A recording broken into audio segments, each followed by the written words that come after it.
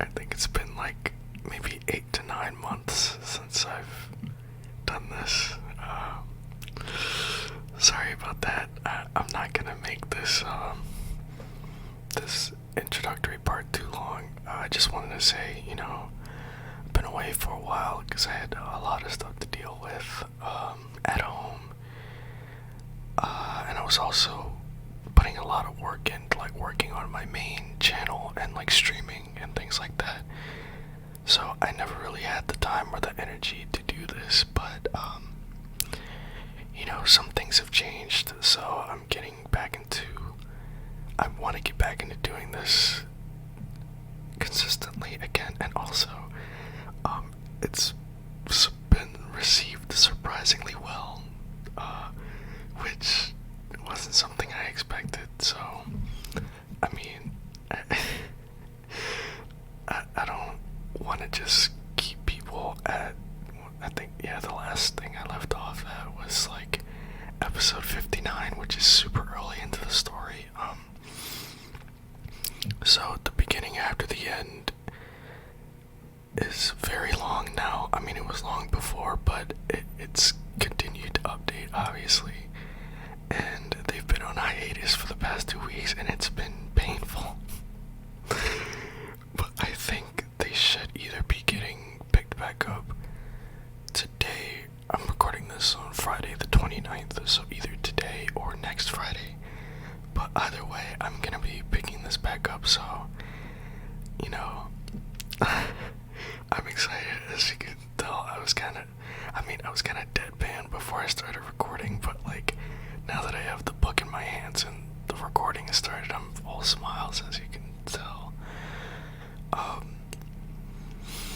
So yeah, I guess we're just gonna get started. So today I'm gonna be going through episodes 60 through 69.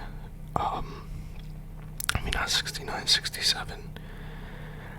Cause the way Tapas does it is kind of weird. Like, they upload their chapters in parts. I don't remember if I explained this before, but, yeah.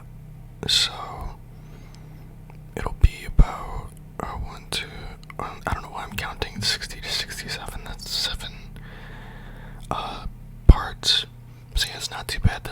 I think that's 2 chapters or so. But yeah, I'm rambling.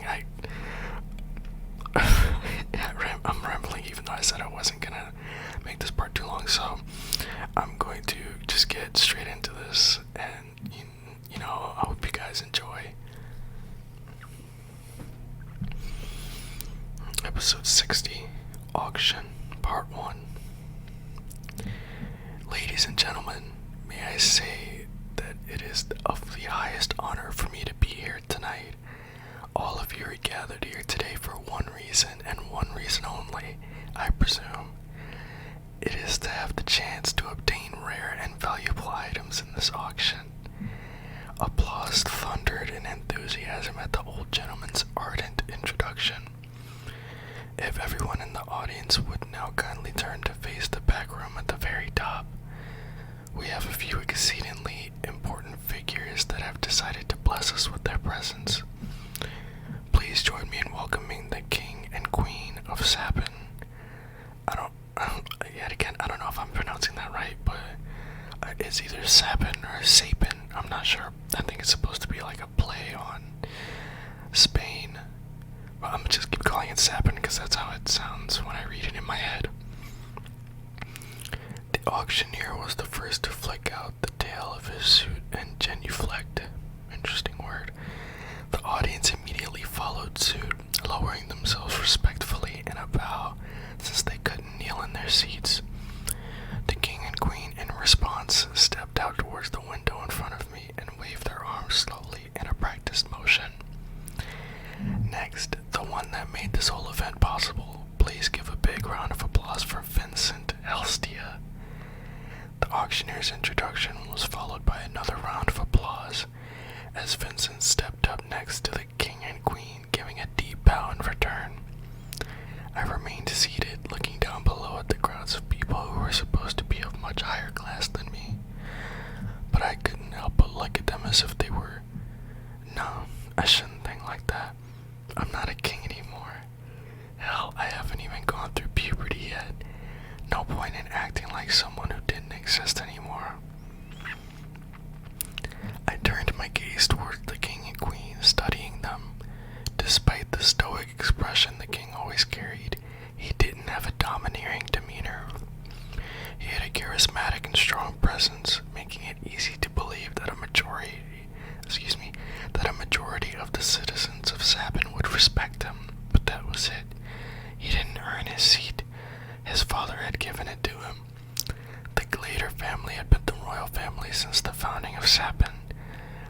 surprised to see that King Glider's Manicore was only at the red stage.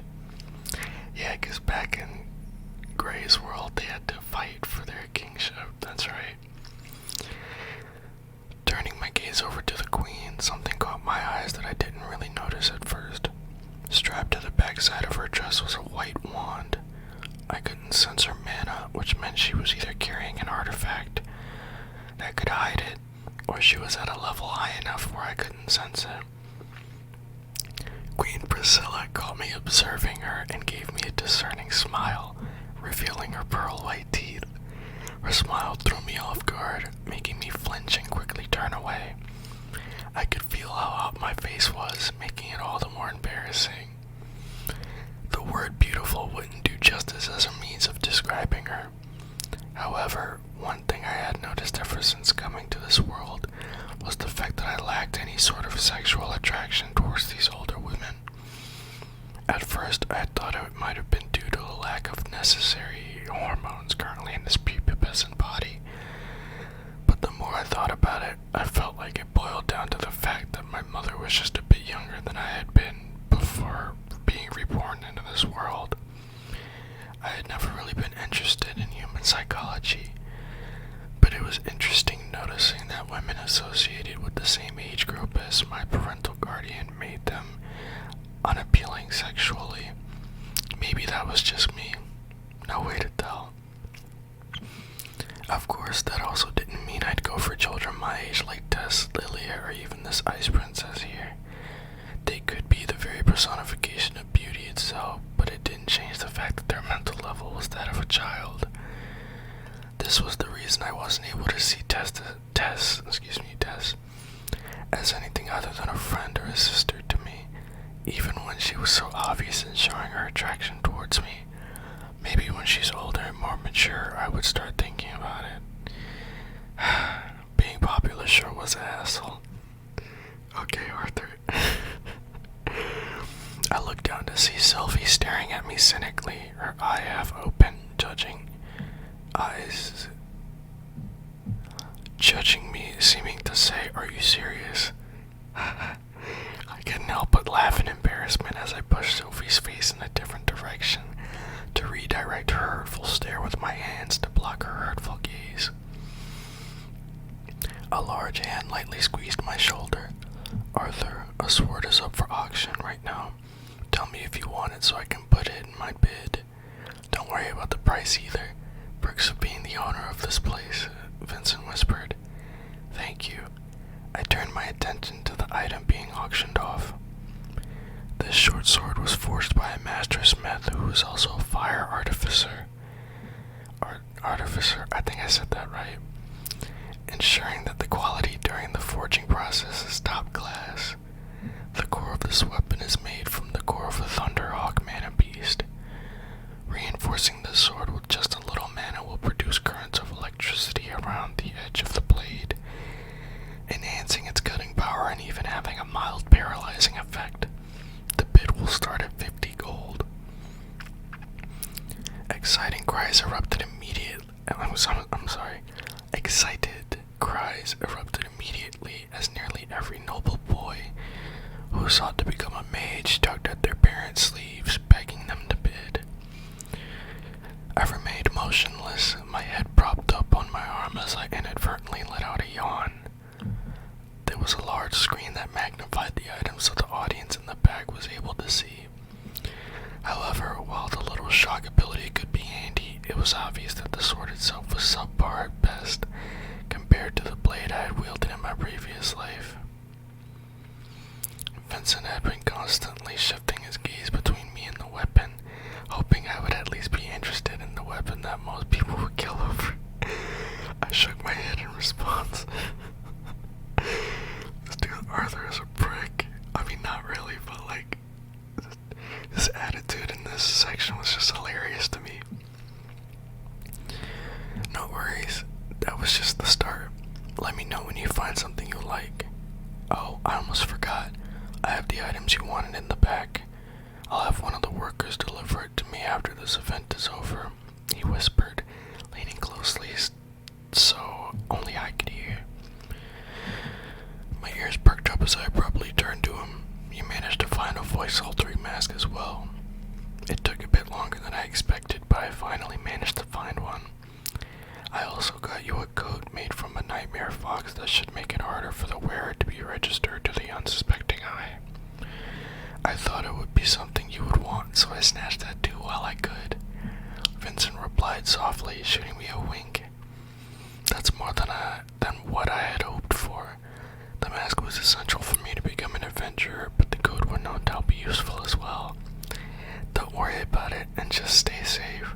I'm the one that has to deal with your family if something happens to you, you know, he chuckled. I just smiled wryly at this fact.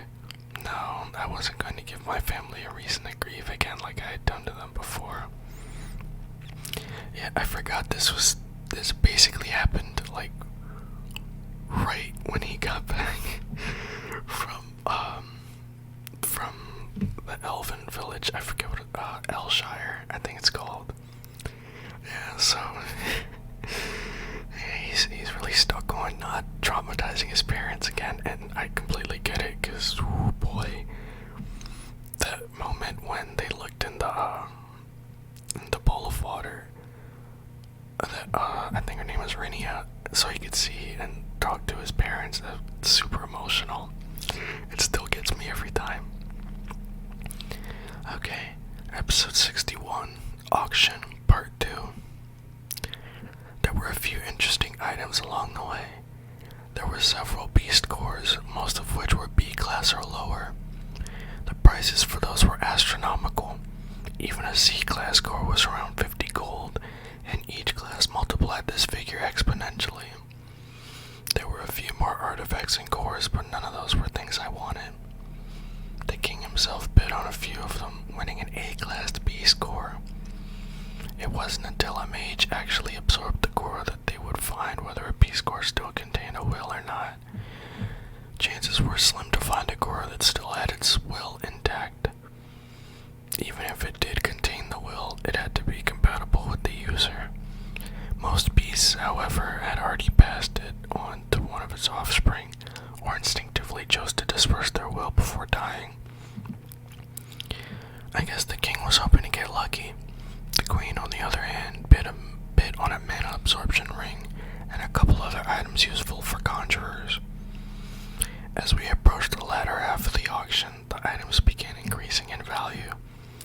As more and more items were sold off, my interest started to deplete until a large, square container covered by a sheet was rolled out onto the stage by a few workers. I couldn't help but grow agitated as the auctioneer removed the sheet, revealing a cage full of females chained together with only a dirty sack to cover their private areas.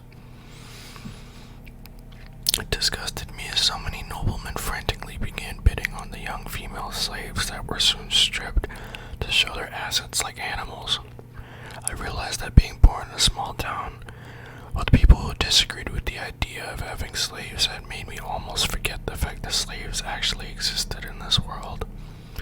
My world abolished slavery hundreds of years ago, so the idea of owning a slave was something I just couldn't get used to. Memories of killing the slave traders that had abducted Tessia came back to mind. If I hadn't been there to rescue her, what would have happened?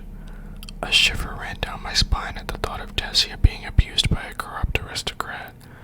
Now that I think about it, didn't I inadvertently prevent a war from happening between the humans and elves?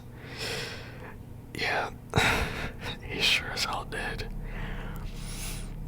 I don't think that would have been pretty either. For either side. The taste of metal in my mouth brought me back to reality. Realizing that I had bit down too hard on my lower lip, I quickly wiped the blood off my lips with my finger. Tabitha and my mother had solemn faces at the sight of the slaves, but they simply shook their heads and focused their attention on Ellie and Lilia instead. Even though the Hellstead family was a very prominent noble house, they opposed the idea of keeping slaves and opted to simply hire maids and butlers. Vincent's face flashed with guilt, but he quickly regained composure. I'm sure he was against this, but it couldn't be helped that the popularity and demand of slaves were too high. Turning my head, I spotted the prince murmuring something to the little princess, but I couldn't guess what from her expressionless face. This was becoming tedious.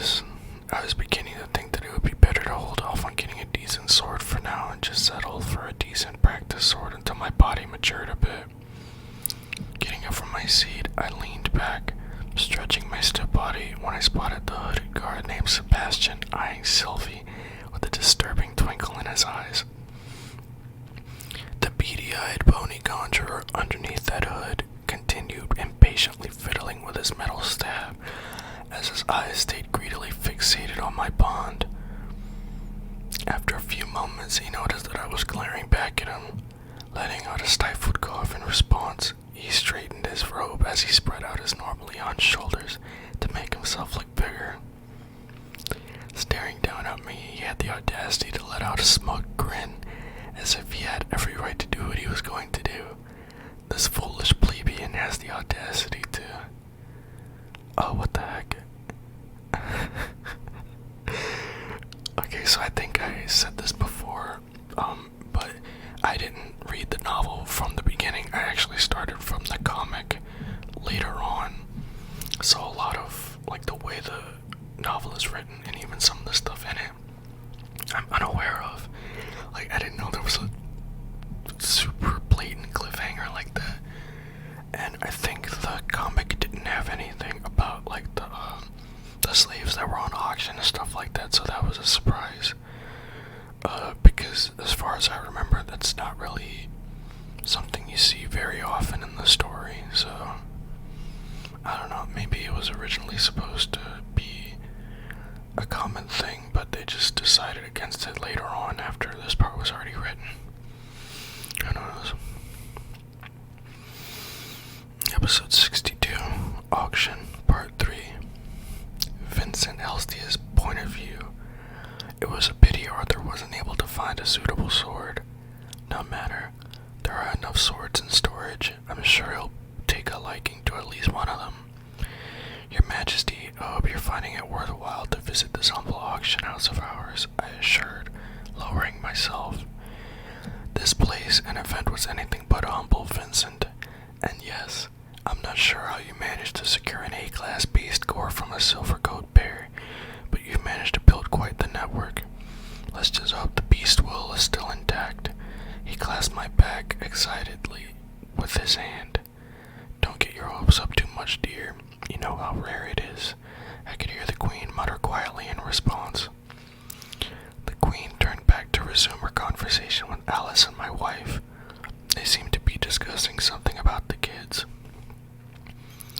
His Majesty and I turned our attention back to the main stage when, all of a sudden, a terrifyingly oppressive presence filled the room, constricting my body. I tried my hardest to move, to try and find the source of this domineering bloodlust, but my body refused to obey. We already know who it is. What the hell was going on? This was the most secure area in the entire building, with the King's Guard inside, as well as my own, securing the outside of the room. My breathing turned shallow as the overbearing pressure continued gripping at my insides. I could feel beads of cold sweat slowly rolling down my face as if they too were afraid. With much effort, my body relented a little and I was able to turn my gaze slightly to see if they knew what was going on. While they were at least able to move their bodies, it was clear that they were just as confused as I was. I had no idea what to expect next. I had assumed that I would live for quite a bit longer, yet here I was, at death's door, trying to struggle out of his icy grasp. What in hell's name was happening? Then now we're back to Arthur's point of view. Damn it, I lost control.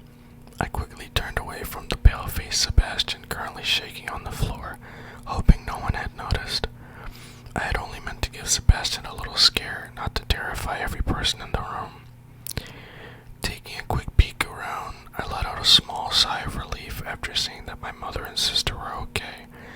My sister was startled and crying, but they were both far away enough to not get directly affected. I didn't think it would be this bad with this body of mine. This was the first time I let my killing intent loose.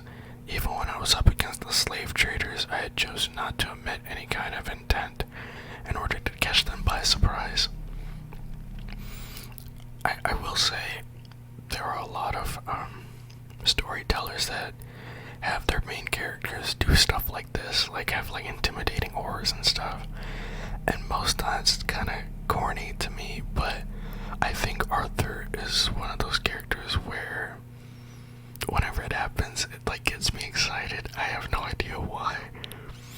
I guess it's because like the visuals are just so clean whenever it happens. I don't know. There's just something about it that always gets me hype. I have heard some people say that there's not really. They feel that it's not. Well, they can't get too excited about it because it's like, the main character is stronger, so there's not really any weight to them kind of bullying a weaker character. But I don't know, I kind of disagree because it's like the other characters don't know that they're weaker, so them running into a situation like this kind of, I don't know, it gets me excited. Like whenever a character is being underestimated and they turn that underestimation and flip it on its head, I think it's so cool, especially in Arthur's case. The king's augmenter guards had their weapons unsheathed and positioned to defend around the royal family by the time I had withdrawn the pressure I had exerted onto the room. "Who's there? You dare try and attack the royal family?" the king roared as he pushed his wife and children behind him. Queen Priscilla had her wand out and was silently muttering a spell as she herded her frightened children, as well as my mother and my sister, Ellie, behind her husband and the guards. Vincent used an artifact in his hands to call for more guards inside and had the others scout the area for any assassins that may be or had been nearby. Time ticked slowly for me as everyone in the room was in a state of panic and tension. My mother had grabbed me, holding firmly onto me and my sister as guards ran around with weapons held close. My father had stopped by, but after making sure that we were okay, left to try and search for the mysterious deck.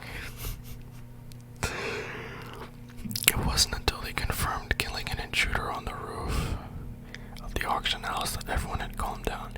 This is kind of like one of those things.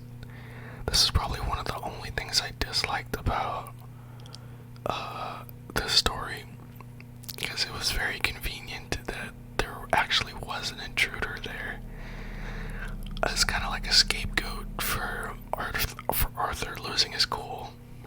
I don't know. I mean, I guess it's not too bad, but it's just, I don't know. It just always kind of didn't sit right with me. But it's not that big of a deal. I don't know, let me know what you guys think. I let out a sigh of relief, but unlike everyone else, my relief wasn't for the fact that the intruder had been killed, but the fact that I had been provided with a convenient scapegoat. Thank you, intruder on the roof. Your sacrifice was not in vain. What an asshole. Oi, Sebastian, how could a royal guard fall on his arse by a little intimidation from an intruder?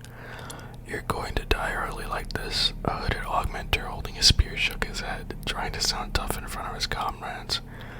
I merely slipped, Sebastian snarled, slapping away the hand that one of the guards held out. He regarded me suspiciously for a moment, but said nothing as he turned away in disdain. You gotta love Arthur. This man always gets himself into hilarious situations. Oh man. Alright. Episode 63, Auction, Part 4. This is a pretty long chapter. Now, for the final item we have up for the lucky individual fortunate enough to acquire this. The auctioneer's dramatic voice echoed from below as another cage covered by a silky cloth was dragged on stage.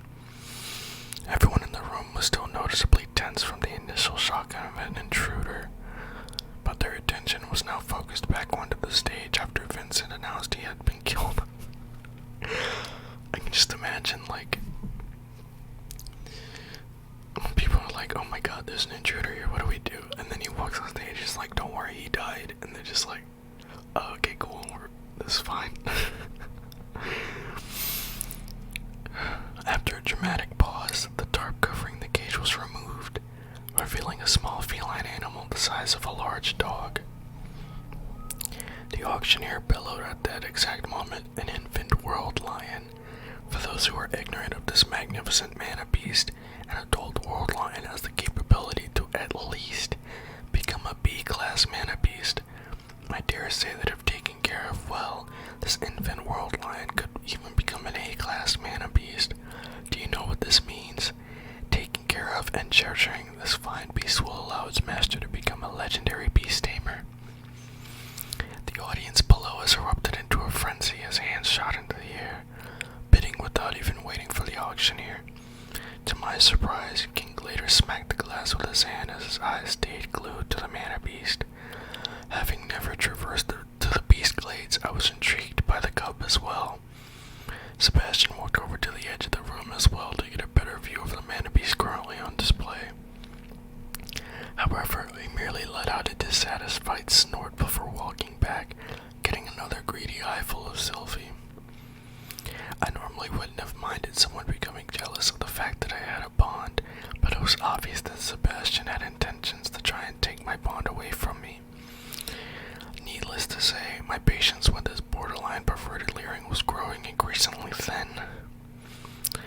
Now, I won't be able to start the bidding until everyone gets settled. The auctioneer shook his fingers with a satisfied grin, plastered on his face as he waited for the crowd to sedate. As the bidders all reluctantly settled, the auctioneer finally announced the starting bid. We will start at 100 gold. Back in Ashford, 10 silver coins were more than enough to feed a family of 4 for a year. Of course, there were obviously luxury foods that totaled astronomical amounts, but simply by going off of that standard, 100 silver coins, which amounted to a single gold coin, would be more than enough to feed a family of 4 for 10 years. Growing up in the humble outpost of a town, I had never realized how much money was truly spent by the affluent class. Immediately, the price of the world lion soared. Soon it passed 400 gold, and the bidders had no intention of stopping. 500 gold, 550, 600, 700, 1,000 gold coins, the king bellowed into a voice-amplifying artifact. Simply by hearing their king's voice, the crowd's incessant bidding stopped. It was obvious that, while there were plenty who could afford to bid higher, they were more debating on whether it was worth bidding against their own king. Smart. It didn't seem fair once the king stepped in, but he at least had the decency to put up a high enough price. Yeah, because he could have just bid like 701. And like, I bet people still wouldn't have dared to go higher. After the auctioneer counted off, the price was eventually settled at 1,000 gold coins, or 1 white gold tablet, something I'd only seen in books and pictures. Vincent walked up to the king with his hand held out. "Seems like no one wants to bid against you, King Glader," he congratulated. 1 white gold tablet shouldn't be too unfair, right? The king joked as he peered back down onto the stage, obviously excited. "Thank you for the consideration," Vincent chuckled in defeat. "What are your plans with the new royal pet? Will you use it for yourself or perhaps give it to your son?" "While tempting it is for me to acquire a bond, I'm thinking of giving it to Curtis," he said casually. "Of course, that all depends on how he does," he finished, patting his son's head. "Dad," Prince Curtis, whose face had visibly brightened at his father's first remark, started out in worry. Queen Priscilla adding fuel to the fire, said, "Curtis, I remember you've been slacking off in your sword lessons." "Mom, that was supposed to be a secret." The fierce-looking prince tugged on his mother's sleeves as his eyes switched between his mother and father. "Mama, can I have a pet?" Ellie asked. I don't know. Manabees only want to be pets for nice ladies," my mom teased. "Ellie is nice, right, brother?" She pulled on my sleeve, sending me out to battle on her behalf. Who knows? Shooting her an evil smile, I placed Sylvie on my sister's lap before she started crying. He knows his sister so well. The 10th anniversary event ended without any further commotion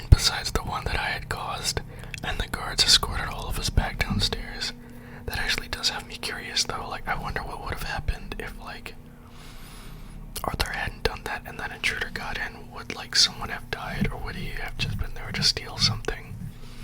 It was really interesting. Upon reaching the storage room behind the stage, Vincent handed me a package wrapped in black cloth. The items that the king purchased were being hauled to the carriage by some of the workers. Thank you, I accepted it graciously. For everything you and your family has done for us, this is hardly enough, Vincent replied. Arthur, we have some swords in the back if you want to take a look while you're here. They may not be anything special, but I'm sure you'll be able to find a solid sword to last you until your body finishes growing. Oh, are you planning on taking lessons with the sword? Sorry, my app's being buggy, the king inquired, putting a hand on his son's shoulders. My boy has just started learning as well. Maybe you two can spar one day. Swords are merely a hobby for me, your majesty. I would never hope to amount to the same level as your son, I replied, turning back to redeem Vincent's offer. Your majesty, Prince Curtis would only become infected with bad habits if he began sparring with mere commoners, Sebastian's hasty voice rang.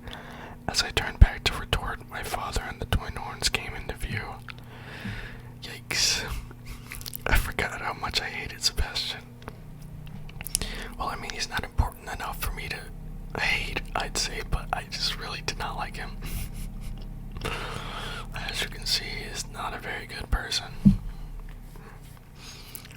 Excuse me.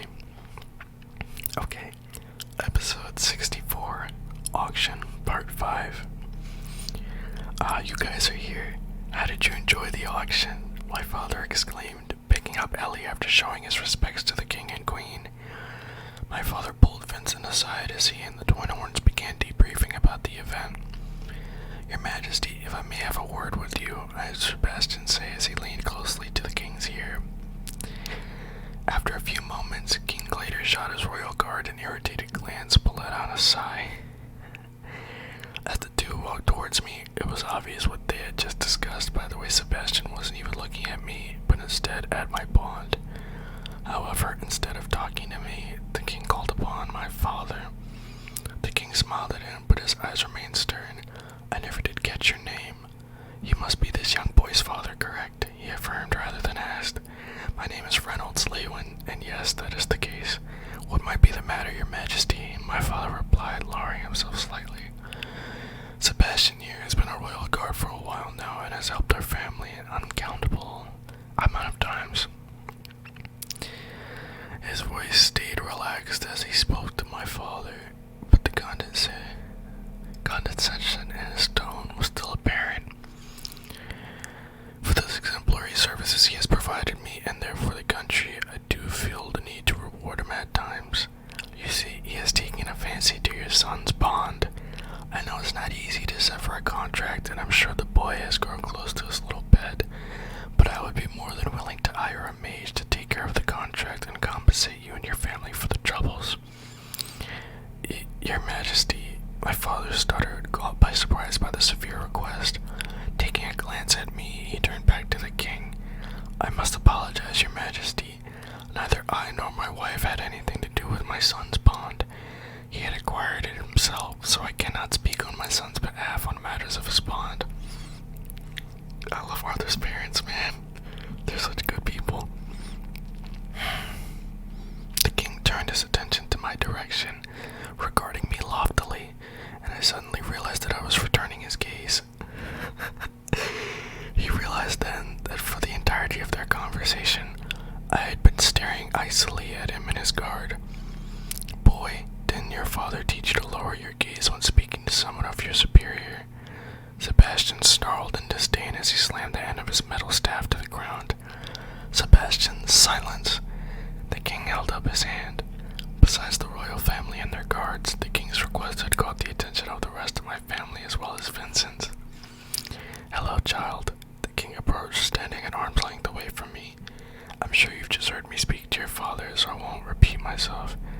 How about it? My royal armory would certainly have a sword befitting that of any aspiring knight. Not wanting to make a big commotion, I swallowed back the profanity that was itching to spew out of my mouth. I apologize that I keep laughing. I'm sure it's really breaking the immersion, but this part is just hilarious to me. Thank you, Your Majesty, for your gracious offer sword, but I must refuse. A simple sword can never replace Sylvie. How dare Sebastian? King later roared. Turning back to me, he spoke again with a much more impatient tone. How about a trade, then? The world lion cup that I just purchased for your bond. Father. Curtis scurried over to his father, pulling on his sleeve. I thought the mana beast was mine. Ignoring his son, the king waited for my response. Perhaps I didn't make myself clear. I do not wish to give, sell, or trade my bond, I reiterated, failing to mask the annoyed expression on my face. I have asked you twice, child, for a favor. Twice, he emphasized, his tone growing grave. I will ask you once more. Will you give me your bond? The air was tense as everyone's attention was directed at me. Sebastian gave me a menacing look from bloodshot eyes, just waiting to be released. The rest of the royal guards were on standby near the two, carefully observing the situation. I wish I would stop doing this. Then let me ask you a question in response, Your Majesty. How much are you willing to sell your children to me? I asked coolly, never batting an eye. Thrown off guard, the king wasn't able to respond to the seemingly random question. You have asked me twice, and I have rejected you both times, yet it seems your pride won't allow you to accept my refusal. You don't seem to be aware of what you are asking me, so I opted to clarify using my question instead.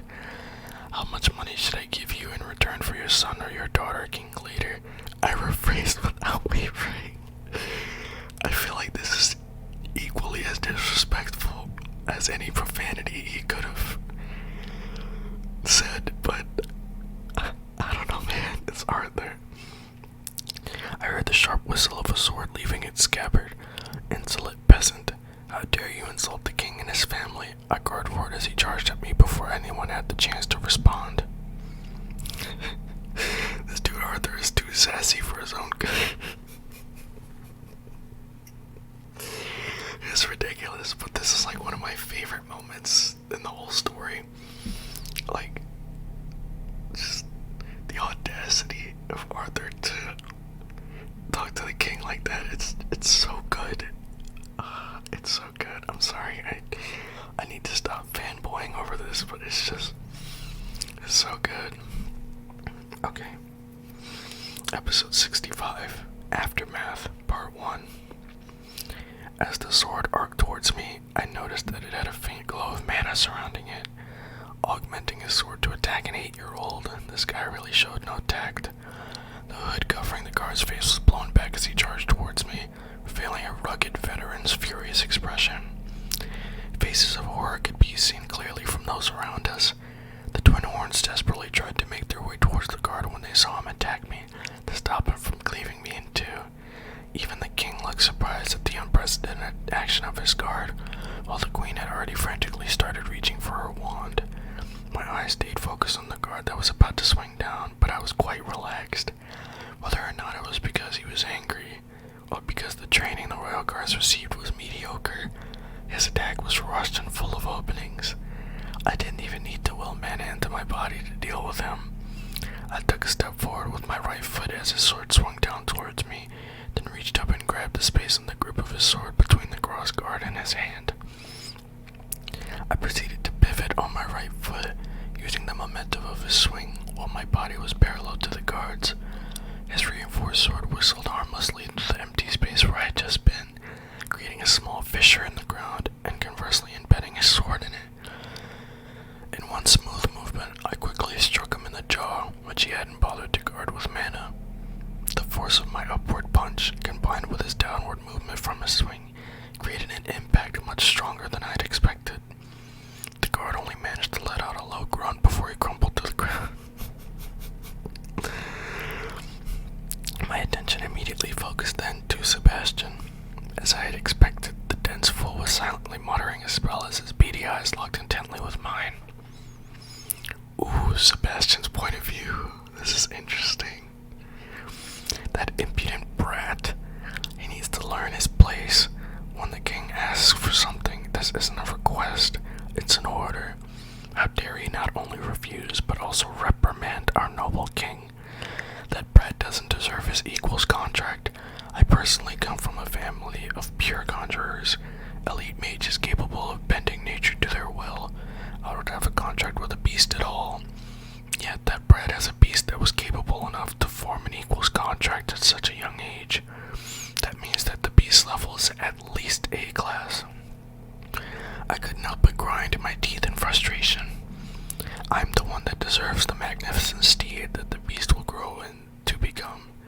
And yet he refused me. He refused the king. Insolent peasant, you dare insult the king and his family. Harry let out a roar as he charged towards the Brad, his sword brandished high up in the air. Yes, kill that Brad. I guess augmenters do have their uses at times. After that Brad's dead, that black mana beast will rightfully be mine. Yet before I could even start cheering for him, he'd been knocked out. What the hell? How did that useless half-witted fool manage to knock himself out? Oh, I guess I'll have to handle this brat myself. As I began taking out my staff, I noticed the brat walking towards me. I had to hold back a laugh. He's actually coming towards me.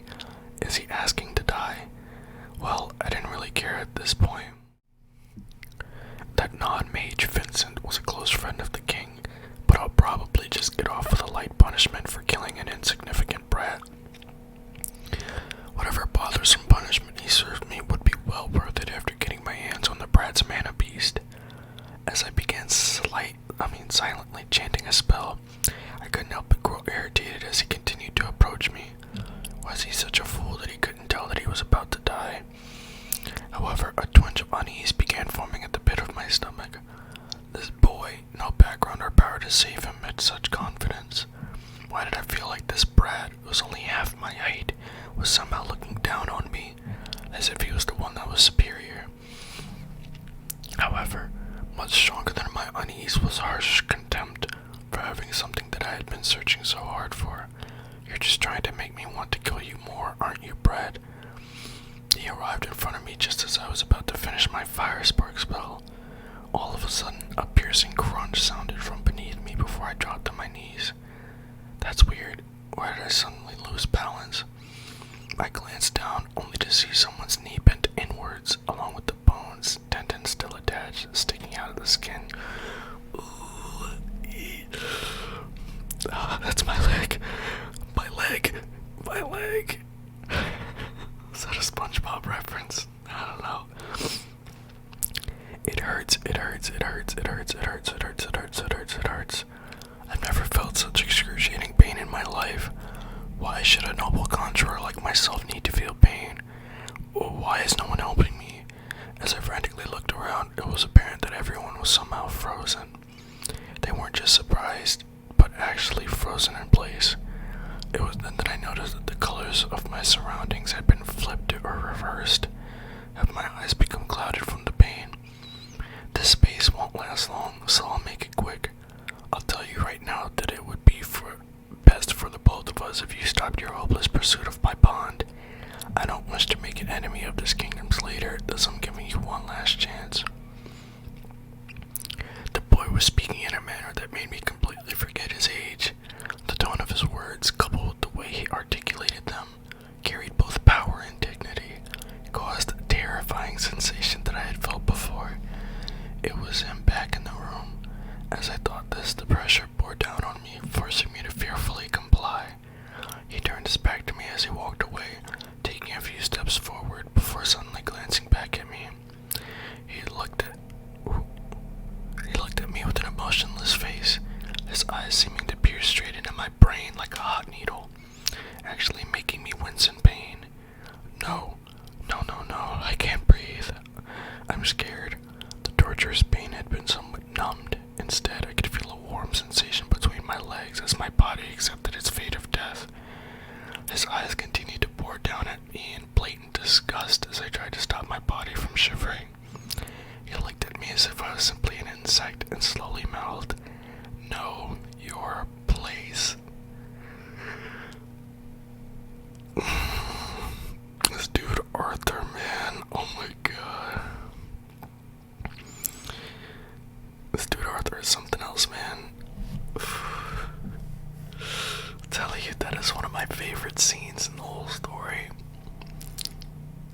When I don't know which one I like better though, because in the comic you just see it as like it's playing out, but in the novel you actually get Sebastian's point of view, and that kind of adds a lot to it to me. I don't know. And also that know your place at the end. Ooh. Oh, it's so good. Oh, it's so good. Okay, episode 66, Aftermath, Part 2. King Glader's point of view. While the implication of his message towards the king of a country was provoking, this 8-year-old's reasoning and argument fascinated me. Even though Sebastian was a loyal guard that had served us for decades, it was beneath me to make this kid give up his pet. And yet, I still promised him beforehand that I would. Who would I be if I were to go back on my word? Then everything went south. Do the Royal Night Guards only amount to this much? To rush in simply because of an 8-year-old's provocation? I didn't bring my personal Templar Knights thinking that there wouldn't be any trouble, but I couldn't have guessed that these fresh trainees would cause this much trouble. Although it surprised me, I quickly composed myself. What's done is done. If a royal guard was to kill this child, the public might pity him and his family for a couple of days, but ultimately, the fault would lie in the child's parents for getting in my way. It was a pity that this kid's family was friends with Vincent. Cutting ties with the auction house owner may turn out to be a bit inconvenient in the future. Yet, outside of all expectations, the 8-year-old displayed a series of movements that couldn't be more impeccably executed, even if a Templar Knight had done it. So deftly did the boy knock out my royal guardsman. Harry, you fool. How inexperienced do you have to be that you even forget to reinforce your body? The only thing you're doing is giving a bad name to the Royal Knights of Sapin. I instantly turned my head in the direction of the shrill scream. My wife was staring wide-eyed at something behind me, causing me to turn around and get a better look. How is Sebastian, who was fine just a second ago, now on the ground, clutching his left leg like that? His leg has several shards of bone sticking out, yet he's just glaring daggers at the boy. The conjurer fumbled for his staff on the ground, and as soon as he grabbed it, pointed it at the boy while starting to mumble a spell. Enough, Sebastian, I roared at him. Did this ignorant fool not know that all of this stemmed from his greed for a child's bond? I grabbed his staff and snapped it in half. Sebastian just looked at me in shock as if I'd betrayed him. This pathetic ingrate. Stand down. This matter is over. I growled menacingly at him as we locked eyes. He is in the presence of a king. No matter how much he has gotten used to it, it's best that I remind him that I can end his life on a whim. As soon as I finished this thought, the boy fainted. His family and what I can only assume were his friends immediately rushed towards him. I sighed. Settling this incident will be rather tiring. I could see that the boy's family and friends were struggling not to lash out at me. How wise of them to know their place in front of their king. Thinking about the trouble this had caused and what it would take to deal with it, I let out a deep breath. I imagine that the boy needs to be treated. Please excuse yourself so that we can settle this matter another time. I announced as I guided my wife and children outside, leaving the two pathetic clowns that I'd been foolish enough to once call Royal Knights to be picked up by their teammates. This dude Glader, like, I don't dislike him, but like, jeez. There's like almost zero accountability there, bro. But I mean, what can you expect? What can you expect, man? Episode 67, Aftermath, Part 3. My head. I pried open my eyes, curious as to where I was, but everything was blurry. As my vision slowly cleared, I carefully turned my head to the right and to the left. It was my room. Sylvie woke up almost immediately and began licking my face. You're awake, she chirped, her tail wagging fiercely. Oh, you're finally awake. My mom had her head in her arms as she leaned on my bed. The doctor said that you probably fell unconscious from shock, and that you'd wake up soon. However, I didn't think soon would be 8 hours. She ran her fingers gently through my hair, giving me a soft smile. It was evident from her red eyes that she'd been crying for a while. A bitter taste filled my mouth in regret from making her worry again. What happened after I passed out? I willed myself to sit up, placing the excited Sylvia on my lap. We all left shortly after you fell unconscious. No one was in their right state of mind, thus the king excused himself first. Your father is downstairs with the king's representative.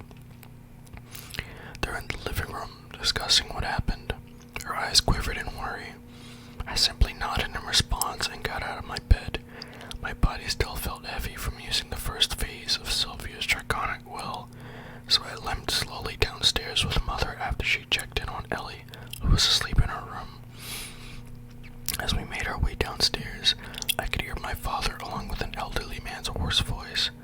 Upon seeing me, the representative suddenly stood up, giving me a slight bow, a bit of a relieved look on his withered face. My father's back was facing me, so he only turned to look when he saw the old man start to get up. My son, you're awake. He hurled himself over the couch and wrapped me in a bear hug, his hand cupping the back of my head. Yeah, Dad, I'm fine. What are you guys talking about? This representative came by with a few gold coins as a token of apology from the king for the small incident, my father answered through clenched teeth. The royal king has also ordered me to inform the Lewin family that both guards that attacked Arthur Lewin have been stripped of nobility. The representative added, his voice cracking, for almost killing my son. The king just gave them a slap on the wrist and then waved them goodbye. My father couldn't help but be livid from the frustration. Father, it's alright. Look, I wasn't hurt. Let's just end this matter. I squeezed my father's hand, giving him a reassuring look. The king seemed like a decent enough character, but in times like this, I guess his priorities lay elsewhere. The representative just looked at us matter-of-factly, as if it was a given that whatever the king had done was the right thing. Letting out a sigh, I took a seat. I'm too tired for this crap. Casting aside the issue, I asked about Sebastian in case he'd said anything. What happened to that conjurer, the one who had his knee broken? The representative just shook his head a little. We don't know. Our experts hypothesized that it was due to the manner that the knight attacked you with, ricocheting and hitting his knee. I just shrugged at this. Looks like the matter was settled more easily than I had expected. Yeah, because stuff like that totally happens. After the elderly representative left, mainly because my father had grown impatient with his attitude, he turned around and gave me a grin. Good job knocking out that augmenter. That's my son. He put his fist down in front of him, which I promptly pounded with my own fist, smiling. Where are the twin horns anyway? I thought they'd be here. My mother answered me while chuckling. We had to keep them away from this, otherwise they might have really turned into wanted criminals. Yeah. I laughed at this, but I could tell that it was something they were genuinely worried about by the helpless look on my father's face. According to my mother, the twin horns were waiting in a nearby inn. My father told me that we'd head out there tomorrow for breakfast and would discuss me being an adventurer with them. I nodded at this and went back into my room. My birthday was in less than 2 weeks. I'd finally be able to make my first mark here in this world. As I sunk back down in my bed, I stared at the palms of my hands, idly thinking about the events from earlier. This was the first time I'd used Sylvia's draconic will. These past years that I had spent studying Sylvie's will before assimilating into my body, and practicing it for 4 months had caused me to sigh and wonder at just how powerful Sylvia was. I was just tapping into the ocean that was Sylvia's powers, unlike Grandpa Varian, who could only get a speed boost and blend in his surroundings. Being a legacy tamer allowed me to access a lot more of Sylvia's powers at stage 1. What I had used on Sebastian was something that I decided to name Distortion. I could basically separate myself from time and space for a brief moment. Although I couldn't alter anything around me, it did give me time to assess my situation. Earlier today, I'd exceeded my limits by using Distortion on another person as well. This had allowed me to get by unnoticed from the king, for now. I wasn't strong enough to act against him yet. My current limit with Distortion before I received any backlash was 2 seconds. However, today I'd used it on another person as well as prolonged it to 5 seconds. I'd done all that just to scare that bug named Sebastian. I'd used up all of my mana and passed out for half a day just to terrify a bug. Maybe it would have been better to kill him. No, I couldn't think like that anymore. Causing meaningless deaths just for my convenience was something that I should do in this world. I needed to be different in this world. I shook my head. I had a lot of time. Since I had so much time, I needed to be patient. I unwrapped the package that Vincent had left beside my bed, only to see a completely white mask that was able to cover my entire face. It was a simple mask with two sharp eye slits that curved upwards. They reminded me of a fox's eyes. There was no nose or mouth hole, just a singular blue streak that ran straight down the left side of the mask to the left eye slit. I tried the mask on, which somehow stuck to my face without the need of a strap. I also tried on the midnight blue coat, which turned out to be a little long. After strapping on the coat, it suddenly shrunk to fit my body perfectly. I couldn't help but be embarrassed. I felt like some sort of wannabe assassin or vigilante. Testing. The tone of my voice surprised me. It sounded completely different. My immature, high-pitched voice had become a rich baritone. Sylvie just looked at me curiously, causing me to laugh and take off my getup. Aren't you excited? Don't you want to get a little bit of action as well, Sylv? I patted her head as my head swam with images of being an adventurer. Oh, man.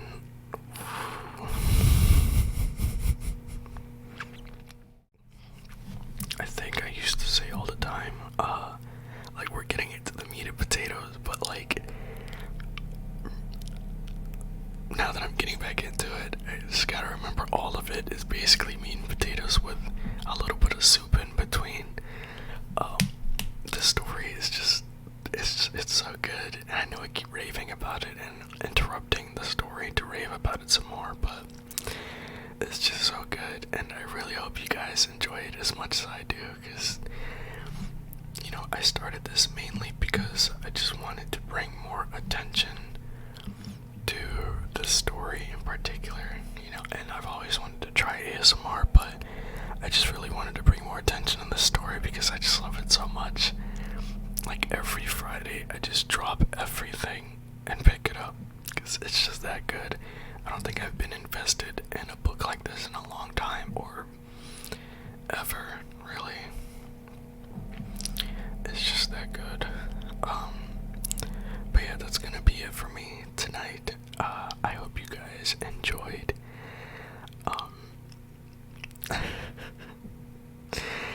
Yeah, I don't really know what else to say. I really hope you guys enjoyed it, because I sure did. I love going back through and reading this. I hope you are nice and relaxed. I hope you have a good day or night or whatever time it is for you in this moment. And I will see you guys in the next video.